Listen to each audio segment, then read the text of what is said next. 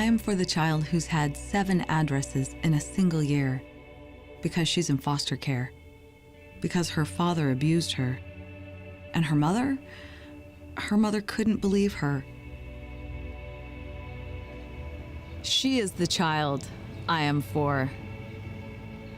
I am a volunteer child advocate. I am you. Florida residents call toll-free 866-341-1425.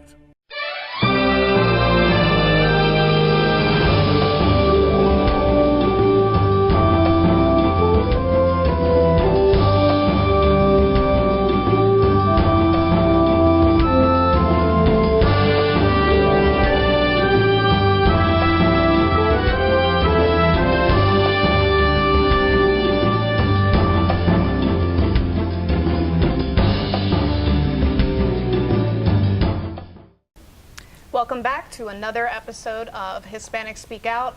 Again, I'm your host, Attorney Sandra Rivera, and today with me we will be speaking with another representative or another candidate for Orange County Commissioner, and I have with me here today Maribel Cordero. Welcome. Thank you. Thank you for being here. Maribel, could you, and may I call you Maribel? Yes. Thank you. Sure. Okay, now you are running for Commissioner of District 4, is that correct? That's correct. Okay, and for those of you that don't know, that is the seat that was vacated by Jennifer Thompson, Yes. who termed out of her limit. Yes, Okay. she's turning out on November. Okay, so we've got a lot of new faces Yes. in the race for these open commissioner seats.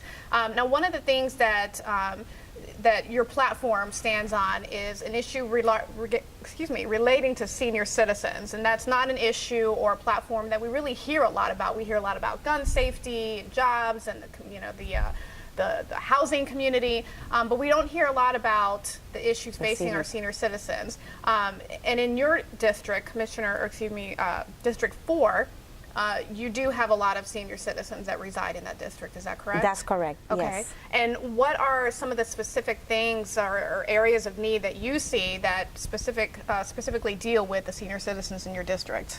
Well, Sandra, this happened, and I developed my platform for the campaign based on what the needs in the community are. Not only what I want, is what the needs are.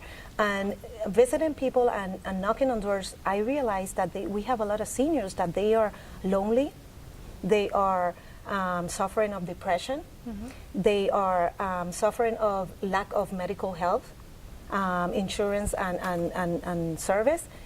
And we need to be there for them. What are we going to do? I mean, we cannot just leave them like that. We have to do something for them. They feel lonely, and I don't know. I'm so I'm so passionate to be with them. And every time I go and I visit them, I always ask them the bendición, which in our Hispanic culture is always to give for them to give us the blessing. And I always do that, and I hug them and I kiss them, and they, oh, mamita, So I don't know. I'm very into the seniors. So, and I understand that with Orange County growing at the rapid pace that it's growing, yes. I'm sure a lot of focus is on bringing people here who are looking for jobs, people who are more active in their lifestyle. We're really catering to that demographic of the population. So it's easy to see why we forget that Florida still is a retirement community. Exactly. So what do you propose in terms of helping that community and addressing those needs? What, if you're elected to commissioner, what is it that you'd like to see happen? Well, yes, well, I will get into different, in the private section or whatever, but something I'm going to bring up. I'm going to get with different leaders and directors of different medical in the medical field, and so to see how we can help them. There is a project, one of the projects that I have and that I want to do, and it will not be me alone doing anything. It will be me and a group of people, of different people that we're going to try to develop something to protect them, to help them with the medical insurance, to have the medical treatment, to see how we can make it easier on them.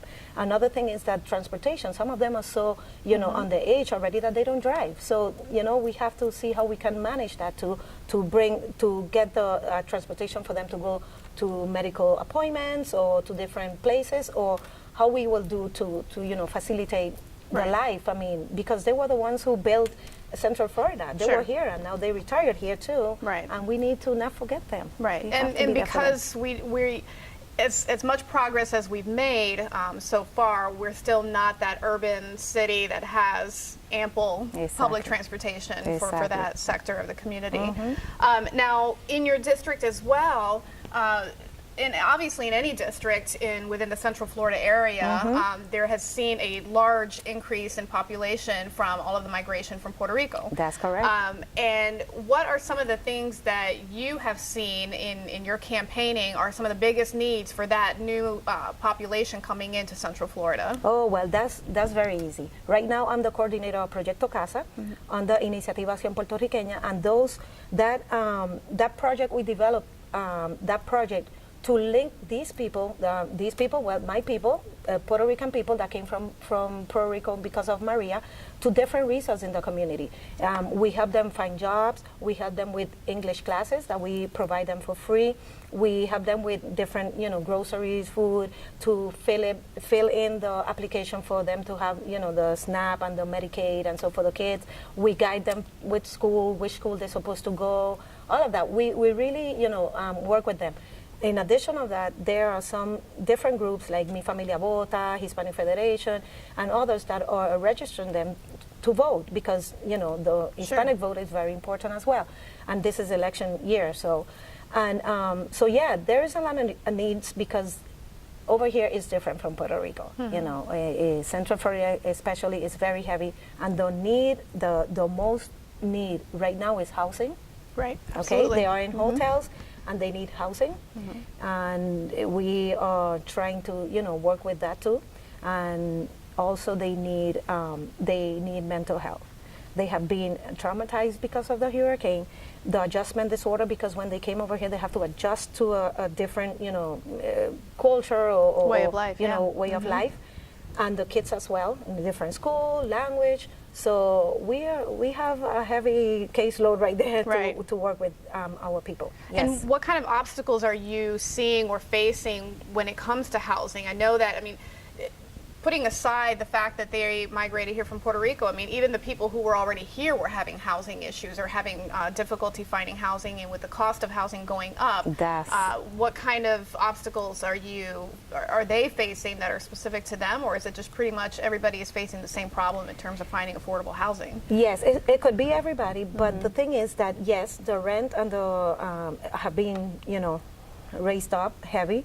But what happened is that we have several agencies that will help with paying the deposit, right, of the rent and so on, and that's easy. We can deal with that. But the thing is that when you go and apply, first they have to pay for each adult in the home $50 or $75 to do background check. Right there, a bunch of money gone. You're not going to get that return if you are not approved. Right. Second, you have to win or make, or your salary has to be in the month 3 times your payment for the rent. So it's a financial, mainly it's a financial issue of being able to do that. Because it's heavy in money. Right now they don't have that money to make that. So that's a very, very, very big obstacle to get. Sure. Now, being in Central Florida, we have seen our fair share of gun violence, and as well as other areas around the country. What are your goals, or what do you hope to achieve in terms of making sure that parents of Central Florida feel safe sending their kids to school, or giving them that feeling that their children are going to be safe in the schools? Well, actually, when the tragedy happens in Parkland, some of my clients, they were calling my office that the kids didn't want to go to school. So it creates some anxiety on them. Yes, we have to still, protect them and go. And I remember when, I don't know you, but when we were raised, the second place safer in the whole world was school. Beside your home, it was school, right? Right now, it's not that way because of different things. But we still have to talk to our kids. We still have to let them know that it's a safe place, that things going to be better, and try to deal some kind of thing that they can feel safe again. And that's not only from home. It has to come from school too, from the teachers, from the professionals, that they're going to be safe, because still school are safe. It's only that we have to see the signs of different people's you know, what is going on. And yeah, I mean, that's a long way to go. Sure, because, you know, with absolutely. all the things that are happening and what they are proposing, I think that the most thing as a mental health professional, we have to check on the mindset of the people before we give them a gun. Right. Yeah, it's a work in Right? progress. Absolutely. Now, you are in the race with a few other opponents Yes. as well. I believe it was 5 to be exact that you Yes, are in the 5 race others. with for that particular seat. What is it that you feel you bring to the table that maybe your opponents don't? I mean, how can you best serve the citizens of your district better than your opponents? Well, I would not say better because, you know, everyone have their own, but what I love that question because what I'm bringing is 22 years that I have been working very hard in the community. I've been working 15 years in the Department of Children and Family, which I have been in that contact directly with the family. 2 years, I completed my master's degree in family counseling, and I still work with the family. In church, I also work with the community, with the family, and that's my passion. I mean, anything will not satisfy me more than helping the family, helping the community. And I have been working very hard with the community from Puerto Rico that came with this problem with Maria. And I don't stop. I just, you know, my thing is I am one of them. You know, I'm not running for a commission. I'm over here. No, I'm one of them. I'm part of this community. Yes, and well, and I am very honest with, you know, with whatever I do. I'm transparent, and I, you know, just want to be that way. Well, I mean, that's what we hope for all our representatives to be a part of the community, want to be a part of the community, and have our needs in mind. Is there anything that you would like to tell the voters who are watching now that you feel they need to know about who you are? I know you explain why you're running and what you can bring to the table, but, you know, quickly telling them what it is that you want them to know come election day in August. Well, like I said before, what I want them to know is that I am one of them. I'm just a normal citizen that just want to continue helping the community and being there for them, you know, lifting that voice, making that connection between the county and the community. And that's me. That's what I like. That's my passion, and I will continue doing it. Even if I don't win, I'm still going to work for the community because that's in me. That's me. Well said. All right. Yes. Well, thank you for joining us. Thank you, Sandra. Thank you for joining us for another episode of Hispanic Speak Out. I'm your host, Sandra Rivera. Have a good evening.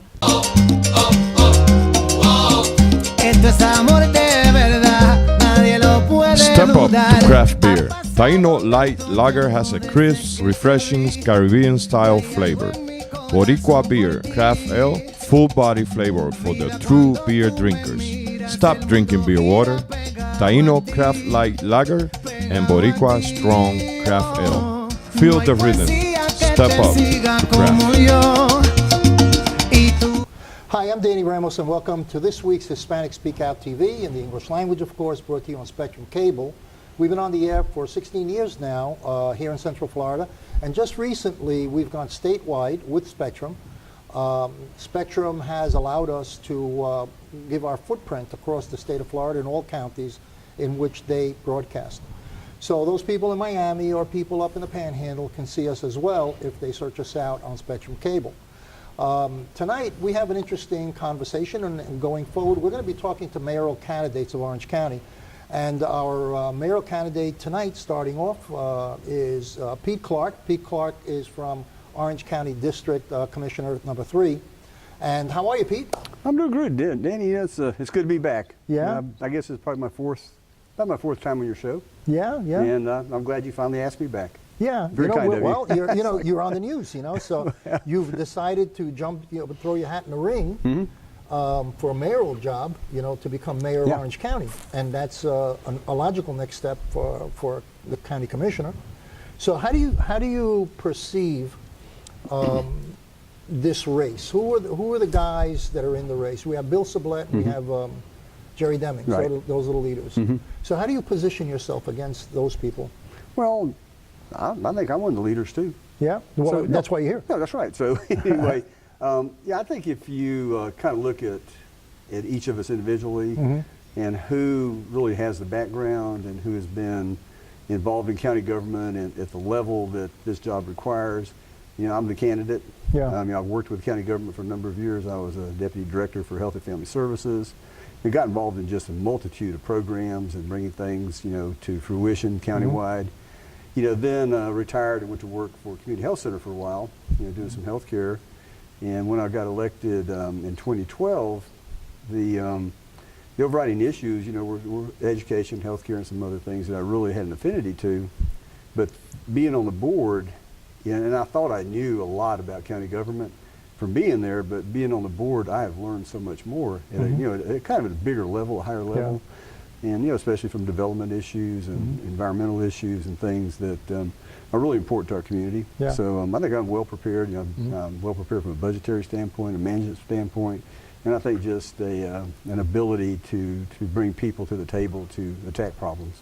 Is this, some races are nonpartisan. Is this a partisan race, Republican, Democratic? No, it's nonpartisan. Oh, it's nonpartisan. Yeah, it's nonpartisan as well. What do you think are the 3 most important issues facing Orange County? 1, 2, 3.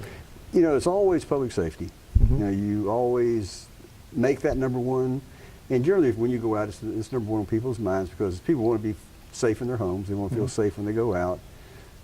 It is a safe county. And, you can talk about crime rates, but when you're the victim, then it goes like exponentially. And the crime rate's way up when it's you. But I got all the respect in the world for our deputy sheriffs. I have 3 police departments in my district that I work with. The phenomenal folks out there doing good work. The fire rescue, we're ISO 1 for a county fire department. The hurricane, I think you could not find a better response in Orange County to the hurricanes. So my job is to make sure that we don't rest on our laurels, that we continue to make sure our folks have the best equipment, the best training, and are the best paid in the area. And so that's number one, of course. Now, secondly is growth. And you can't go anywhere. Well, you drove out here today. You know, everybody's complaining about traffic, and it's all a byproduct of growth. And so how we grow in the next 20 years, and not just the next 5 years, but the next 20 years. What do we do as a region, as a county, to address some of those issues? And we were built out as an automobile community. I mean, let's face it, and this was built for cars. So, you know, we now have Sunrail, we have a bus system. How do we make those things work? How do we move people east and west? How do we get them to the job market? You know, how do we kind of build a system that can move quickly? You know, we can do bus rapid bus rapid lanes. We got to make sure that they just keep going. Whether we have to do overpasses, you know, how we move folks in the future. But it's, you know, building subways here is of course not going to happen. I don't think overhead's going to work. So, you know, a lot of effort needs to be put into how do we bring the Expressway Authority, Links, and Sunrail together, and I have some ideas about that, so that we're planning together and we're looking at what development patterns are coming so that we can address those. And third thing is quality of life. You know, this is just a phenomenal place to live. I mean, you know, I've lived here for many, many years, never want to live anywhere else. You know, it's just been fun. It's a great place. It's been a tremendous growth period over the past 20 years. I mean, this place has changed radically over the past 20 years. Yeah, but there's more to do. You know, there's more to do, and you know, I'm you know, like you, we're in our 40s, I think. So yeah, whatever. 40 times 2. Yeah, 40 times 2. Yeah. And you know, we're building a community for young folks. We're building a community for, you know, our kids and grandkids.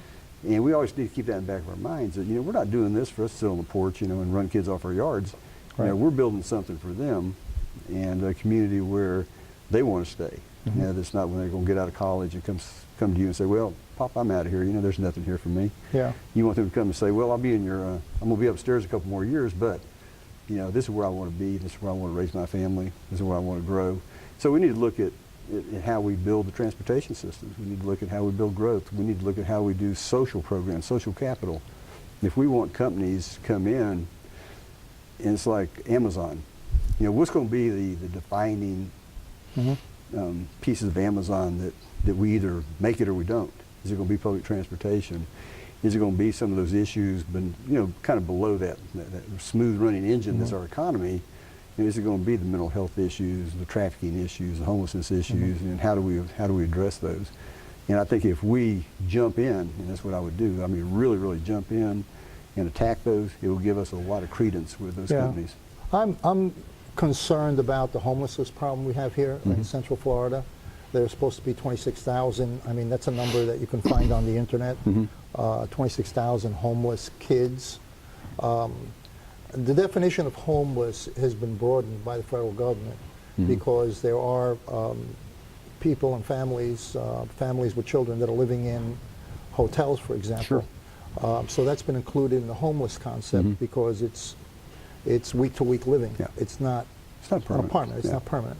How do you address such a, and you know, it's almost like, and I hate to say it because it's a tremendous conflict of imagery to be the child capital of the world as far as tourism, and then to also be so high in homelessness as far as children goes. Yeah.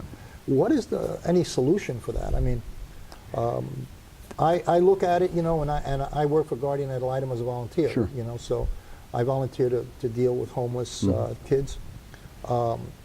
So how do you address that? I mean, what is the county doing? What is the state doing? You know, we need, this is kind of a trickle-down economy, you know, from the feds to the state to the locals. I mean, we need, and I'm not saying we need money. I mean, money's nice, but we can't spend it if we have no place to build it. You know, and that's kind of our quandary right now. First, we need to figure out, you know, where do we put the stock for people to live in? I mean, we can't just go out somewhere in a patch and say, okay, let's throw up, you know, 45 homes here, we'll put 50 over there. I mean, it just doesn't work that way. And how do people pay for that? I mean, if people are homeless, it's because they don't have any money. I know. So you have to find them jobs, I guess, those that can be employed. So Well, and that's kind of a double-edged sword. I mean, if you're living in a hotel and you're trying to maintain some kind of family life for your kids, and you don't have a car, so they're going to school, they have some activities, hopefully, you know, so you can't work. So if you're you know, a two-parent family, maybe one's working, but you're paying the hotel an exorbitant amount of money to live there. yeah, So you're kind of stuck in this cycle of, you know, when can you afford to move out, or can you afford to move out? So, you know, what's that? I guess, as you say, they say in the industry, what's that price point that we need to be at that someone could afford to buy a home? But we also need to look at the people who are on the streets that don't have a job. I mean, and you know, we have the chronic homeless, you know, mostly downtown area, I think, chronic homeless, and we have the camps out east and west. right. That kind of different populations. But the key to it is, you know, how do we first look at it like the folks in the hotel? Okay, they're working. How do we get them into it? And I'm not going to call it, you know, low-cost homes or low-cost housing. You call it like workforce housing, because these folks want to work. You know, they may get a couple jobs. There may be a young professional. It could be a young teacher, a young firefighter, who's making $30,000 or $40,000 a year to start. They can't buy a $250,000 home. So we need to break the perception that when we go into an area, and I have one coming. I have one coming in my district, that there's a young man who's just as energetic as can be. He wants to build low-cost housing, and I said, we're not going to call it that. We're going to call it workforce housing. And it's going to be at a price point where these young professionals can move out of the hotels and qualify and move in. But now the public, all of a sudden, if they hear low-cost housing, we're going to have community meetings. Yeah, it'll be terrible. It'll be terrible. They're going to demonstrate against it, and nobody wants it. Everybody wants people to be home and housed, but when you go to the meetings and all of a sudden people are up in arms about it, you know, it gets a little contentious. So we need to get past that. So I think there's some education that needs to go on, that, you know, if we put areas in that are workforce housing, it doesn't mean they're going to turn into slums. You know, and God bless the city for tearing down the slums on the west side of town when that LIFT program came in, Orange Center Boulevard. To me, that was one happy day, because we don't need that kind of housing for folks. You know, we need neighborhoods. We need neighborhoods where kids can play in the backyard, maybe if it's a small yard. But you know, I went to a realtor's session 2 or 3 years ago, and this one little girl on the video said, "The only thing I want a nice kitchen for my mom because she wants to cook for us, and I want a backyard." You know, that's all she wanted. You know, absolutely. My gosh, you know, she didn't want an Xbox. She didn't ask for an iPhone. She wanted just a little patch of dirt. To go outside and play. So how do we get that perception that we need to put in areas where folks can afford it? And then the housing first model, we need to find opportunities. It could be old apartments that are in disrepair that we can come in and rehab, that we can move people into them. Is there any effort being made in that direction? Yeah, at there all? is. And but we had to find the properties. Yeah. And now we will look to the state, and you know, God love them. Sometimes they raid the Sikowski funds up there. You know, the housing funds. They need not to do that, and let us start using them. You know, to do some of these programs and to rehab some apartments that are out there. We know they're out there because we drive by them every day. Yeah. And make them habitable and get folks off the street to start with, and then Americans and the language of dominance in that section of the New York City was Spanish. If you went over 138th Street, you speak Spanish. You walk into a store, you speak Spanish. Everything was Spanish. The influx was so strong and so great that that's the impact it had. And I'm kind of wondering if there's not a slowdown, you know, if they don't get Puerto Rico back on the grid, because it's jobs. You know, Puerto Rico has suffered something so tragically that people cannot work. That's right. You know, so they have to leave to go find jobs so they can eat. Right.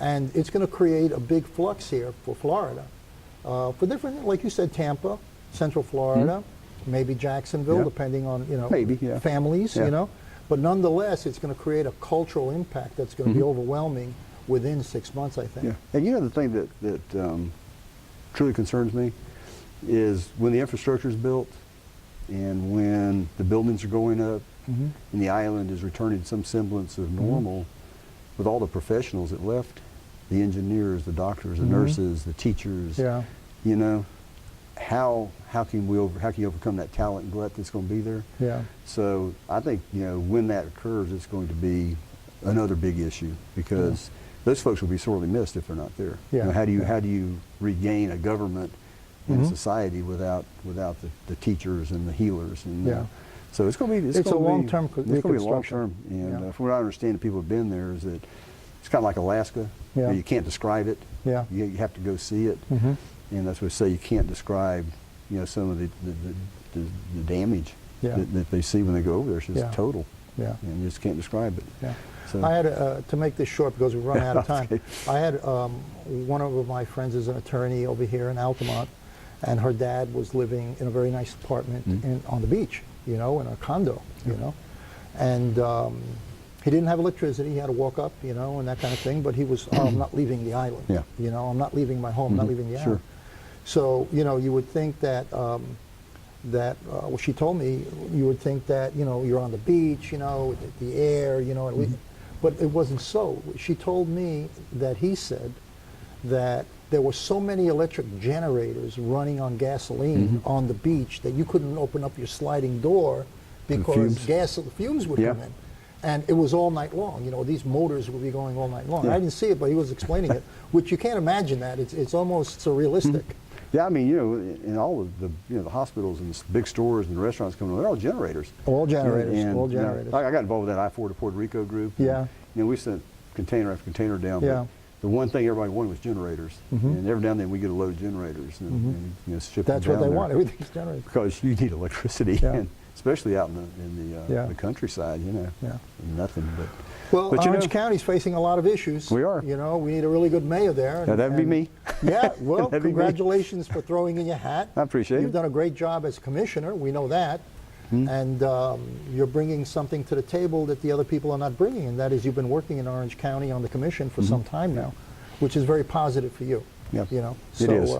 Pete, congratulations. always a and pleasure, man. I wish you the best of luck in the world. Thank you very much. You know, I appreciate and it. congratulations for running and continuing to support your community. Well, hopefully you'll have me back. Yeah, definitely. All right. This is Danny Ramos, and thank you for joining us this evening. And we will see you next week on Hispanic Speak Out TV, where we will continue interviews with leaders in the community.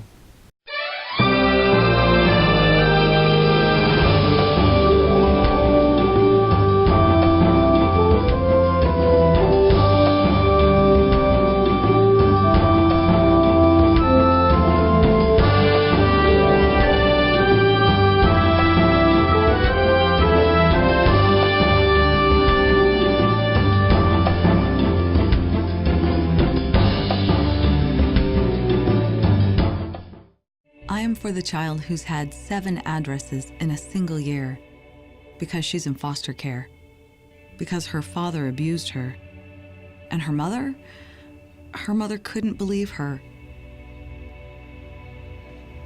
She is the child I am for.